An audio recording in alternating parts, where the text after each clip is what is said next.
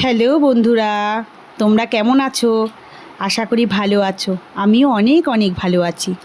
আমার ছোট্ট একটা ব্লগে তোমাদের অনেক অনেক শুভেচ্ছা, অনেক অনেক ভালোবাসা।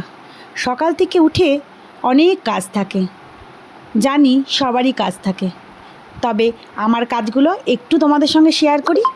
দেখো, সকালবেলায় উঠে আগে বিছনা তুলে নিলাম।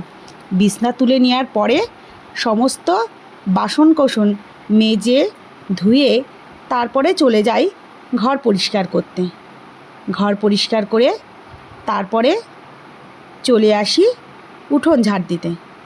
তারপরে কাপড় জামা ছেড়ে চলে যাই ছেলে টিফিন বানাতে, কারণ সকালবেলায় বাচ্চারা, তাদের তো খাওয়ার টাইম মতন দিতেই হবে, তাই না?